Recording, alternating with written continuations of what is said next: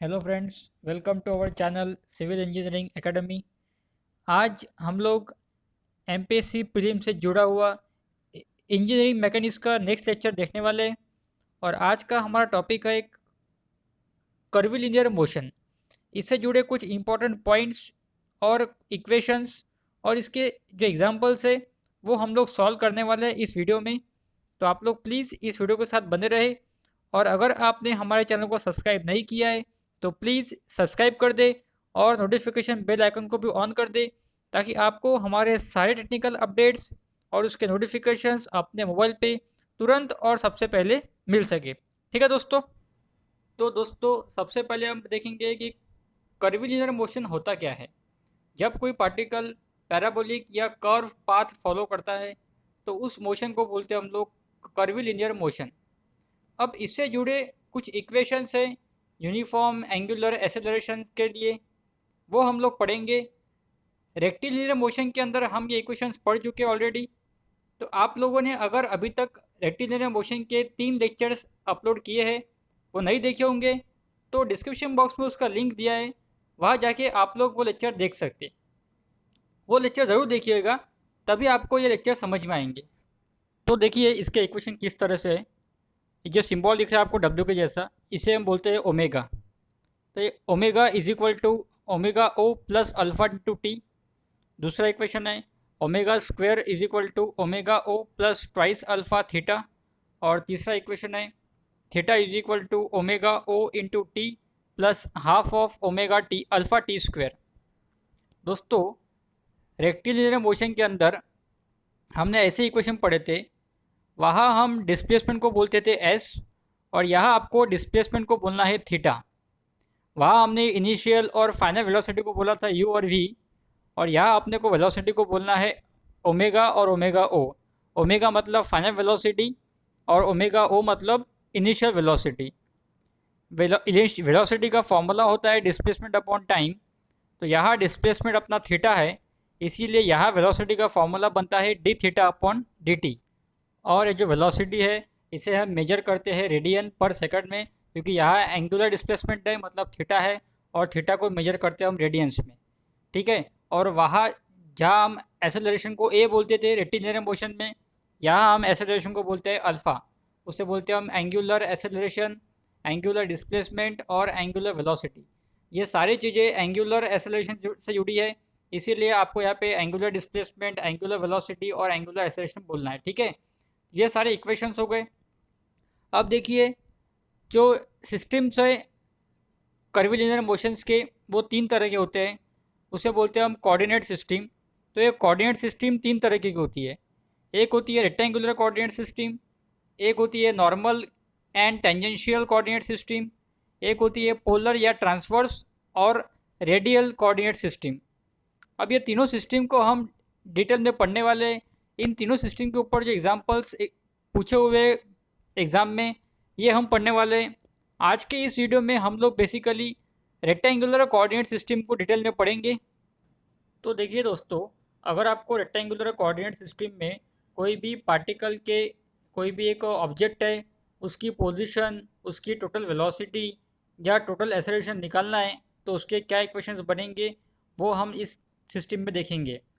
कोई पार्टिकल के पोजीशन को हम सिंबल देते हैं आर, उसके वेलोसिटी को बोलते हैं हम वी, और उसके एक्सेलरेशन को बोलते हैं हम ए।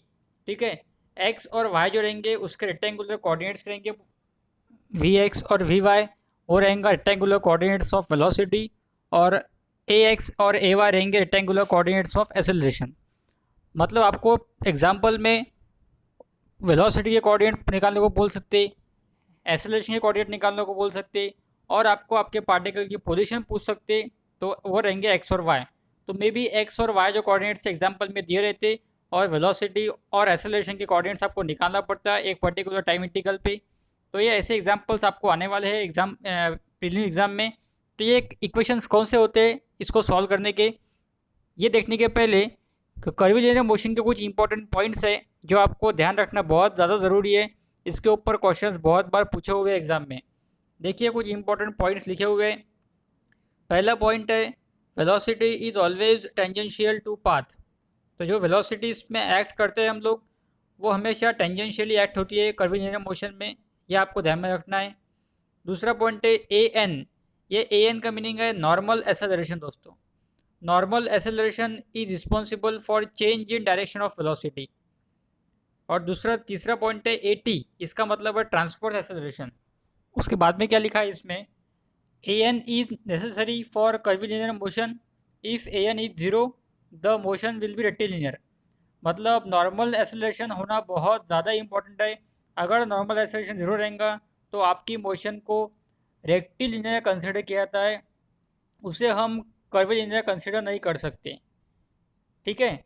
और अगर 80 जीरो रहेगा, ट्रांसवर्स एसेलरेशन जीरो रहेगा, तो जो पार्टिकल है उसे बोलते हैं हम यूनिफॉर्म सर्कुलर मोशन। मतलब जो पार्टिकल मोशन प्रोड्यूस करता है वहाँ पे उसे बोलते हैं यूनिफॉर्म सर्कुलर मोशन।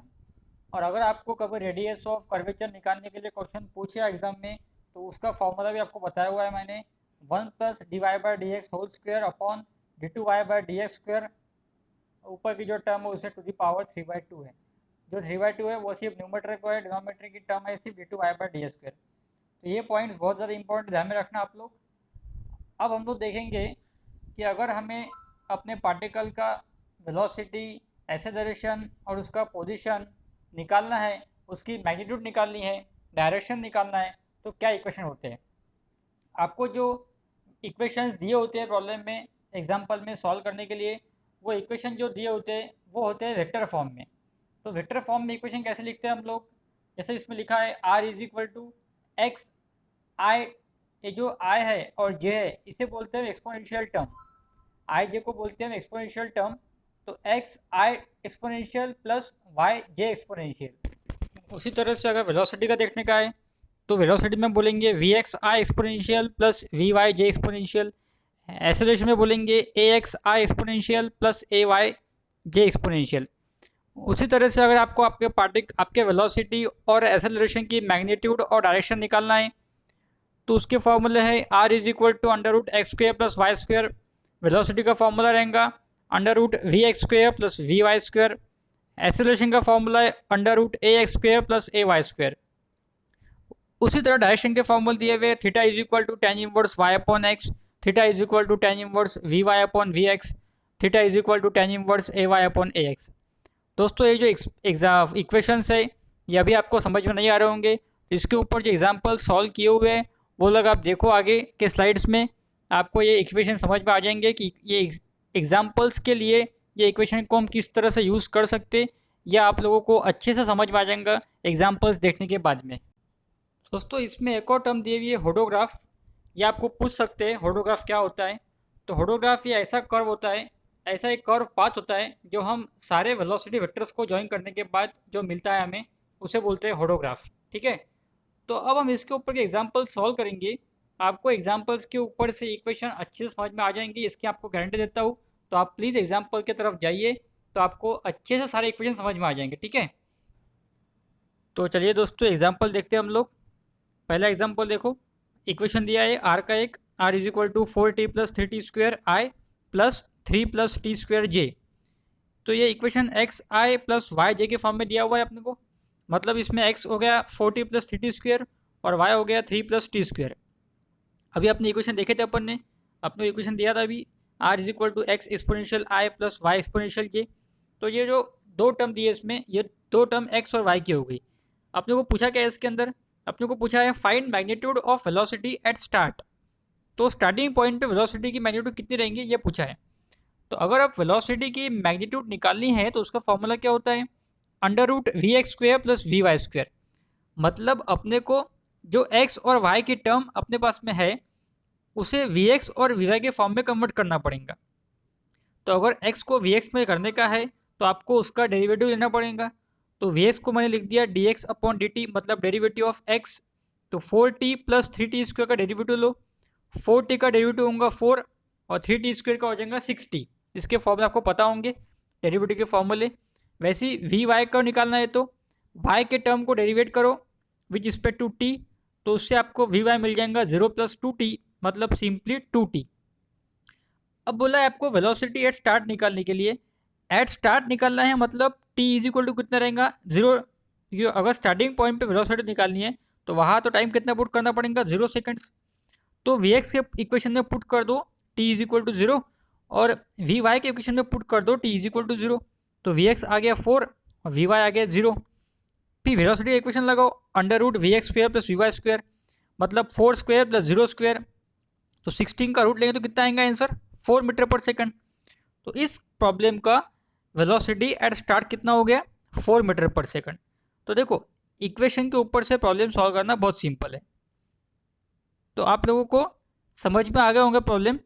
जैसे इक्वेशन बताया था, इक्वेशन थोड़े आपको डिफिकल्ट लग रहे होंगे, लेकिन उसके ऊपर से प्रॉब्लम सॉल्व करना इजी है। तो इन तरह के प्रॉब्लम में आपको velocity, acceleration, radius of curvature निकालने को पूछते हैं।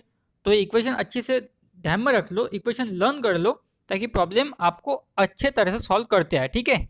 चलिए नेक्स्ट क्वेश्चन देखते हैं हम लोग। इसमें क्या बोला है, find direction of velocity with respect to Y at any time. आपको वेलोसिटी का डायरेक्शन निकालना है एट एनी टाइम, कोई भी टाइम पे। इक्वेशन क्या दिया है, इसमें x की टर्म दी हुई है टी स्क्वायर प्लस 124 और y की टर्म दी हुई है टी स्क्वायर प्लस 126, ठीक है। तो इसमें देखो सब अब को निकालने का डायरेक्शन, डायरेक्शन का मीनिंग क्या होता है, थीटा, एंगल निकालना है, तो थीटा निकालना है। तो वी एक्स को निकाल लो पहले D x upon D T से। टी स्क्वायर का डेरिवेटिव हो गया 2t, 124 कांस्टेंट है तो उसका डेरिवेटिव हो जाएगा 0। और वी वाई निकाल लो, टी स्क्वायर प्लस 26 का इक्वेशन है, तो वहाँ से डी वाई वी वाई आ गया, D Y by D T करो, वहाँ से टी स्क्वायर का डेरिवेटिव क्या हो गया, 2t आ गया वापस। तो थीटा का फॉर्मूला क्या होता है, tan inverse V Y upon V X. अब कोई भी टाइम पे इसकी डायरेक्शन निकालो, वी वाई भी 2t है और वी एक्स भी 2t है, मतलब अगर आप tan inverse 2t upon 2t करोगे तो 1 आ जाएगा। और tan इनवर्स 1 क्या होता है, हमेशा 45 डिग्री। तो कोई भी टाइम पे निकालो, आपको एंगल क्या मिलने वाला है, 45 डिग्री ही मिलने वाला है। तो इस प्रॉब्लम में टाइम मैटर नहीं करता, आप कहीं भी निकालो 45 डिग्री का आंसर आने वाला है, ठीक है। तो चलिए नेक्स्ट क्वेश्चन देखते हैं। इसमें क्या बोला हुआ है, a particle moves in the X Y plane according to the equation, वहाँ लिखा है इक्वेशन, ठीक है। According to the equations x is equal to 4t square plus 5t plus 16 and y is equal to 5t।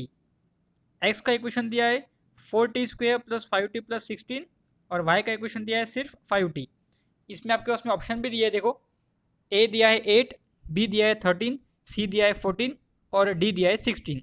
आपको बताना है कि इसका एक्सेलरेशन क्या आने वाला है। जैसा कि अपने पास में इक्वेशन है x is equal to 4t square plus 5t plus 16 और y is equal to 5t। अब इसको पहले मैंने वेलोसिटी में कन्वर्ट कर लिया, तो vx और vy निकाल लिया dx अपॉन dt से और dy अपॉन dt से।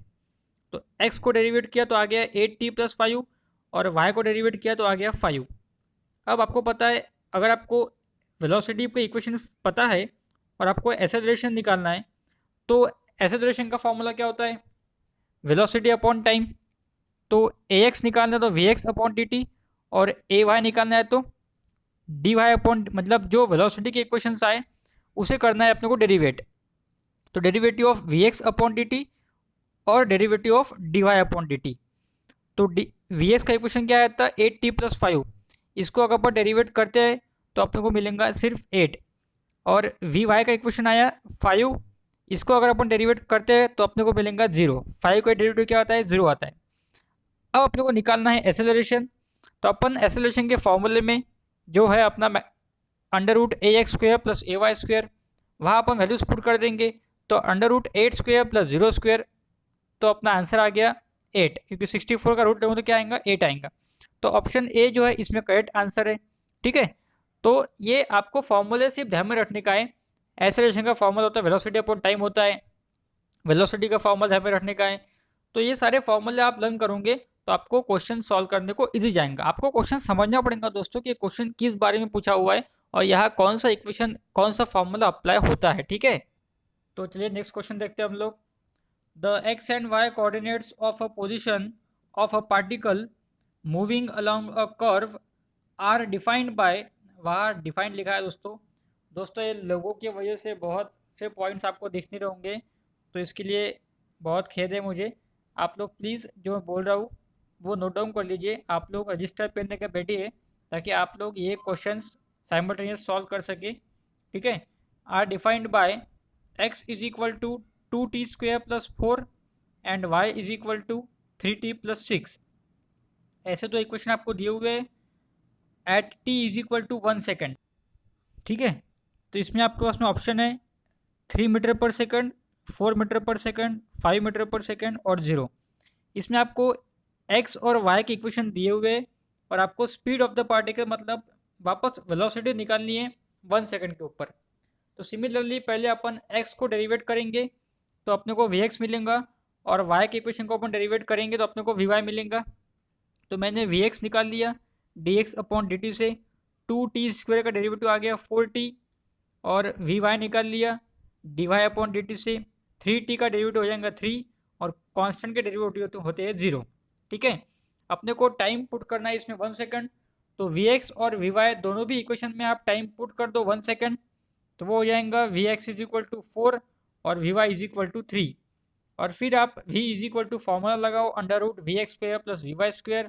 तो वहाँ आप वैल्यू पुट करो 4² + 3², तो आपको आंसर मिल जाएगा 25 रूट। तो 25 का रूट लेंगे तो आंसर आ जाएगा 5 मीटर पर सेकंड। तो दोस्तों सी ऑप्शन करेक्ट है इसमें, 5 मीटर पर सेकंड। तो दोस्तों आई होप आपको जो जो एग्जाम्पल्स मैंने पढ़ाए वो सब समझ में आए होंगे। इक्वेशन के ऊपर से अपन ने सारे एग्जाम्पल्स पढ़े। तो अगर आपको ये वीडियो पसंद आया है, आपको जो जानकारी दी है मैंने तो आपको समझ में आई है, तो प्लीज़ इस लेक्चर को लाइक कर दो, इस वीडियो को लाइक कर दो, आगे अपने दोस्तों में शेयर कर दो, और अपने चैनल को सब्सक्राइब करना मत भूलो, और नोटिफिकेशन बेल आइकन को भी ऑन कर दो ताकि आपको हमारे सारे अपडेट्स के नोटिफिकेशन अपने मोबाइल पे सबसे पहले और तुरंत मिल सके। थैंक यू वेरी मच दोस्तों।